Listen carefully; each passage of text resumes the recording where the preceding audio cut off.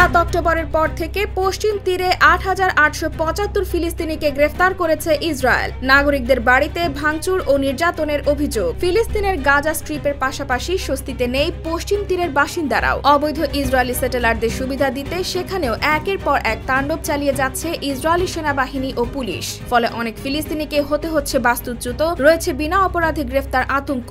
শনিবার সন্ধ্যা থেকে রবিবার সকাল পর্যন্ত ২৪ ঘন্টারও কম সময়ে ২০ জন ফিলিস্তিনিকে গ্রেফতার করেছে ইসরায়েলি প্রশাসন। এর ফলে 7 অক্টোবর থেকে পশ্চিম তীরে গ্রেফতারকৃত ফিলিস্তিনিদের সংখ্যা বেড়ে দাঁড়িয়েছে ৮,৮৭৫ জনে। যৌথ এক বিবৃতিতে এ তথ্য প্রকাশ করেছে পশ্চিম তীরের বন্দী ও প্রাক্ত বন্দী বিষয়ক কমিশন এবং ফিলিস্তিনি বন্দী ক্লাব। সংস্থাগুলোর তথ্য মতে গত 2 দিনে গ্রেফতার হওয়া 20 নাগরিকের মধ্যে শিশু ও প্রাক্তন বন্দীরাও রয়েছে। বেথেলহেম, হেব্রন, রামাল্লাহ, জেরুজালেম, নাবলুস এবং জেনিন প্রদেশগুলোতে সবথেকে বেশি গ্রেফতারের ঘটনা ঘটেছে। এই এলাকাগুলিতে ব্যাপক অভিযান, নির্যাতন এবং বাড়িতে ভাঙচুর ও ধ্বংসযজ্ঞ চালাচ্ছে ইসরায়েলি সেনাবাহিনী। গাজায় যুদ্ধের সমান্তরালে পশ্চিম তীরে ফিলিস্তিনিদের ওপর হামলা বৃদ্ধি করেছে ইসরায়েলি অবৈধ বসতি স্থাপনকারীরাও। এখনো পর্যন্ত সেখানে 518 জন ফিলিস্তিনি নিহত, প্রায় 50,000 জন আহতের তথ্য পাওয়া গেছে।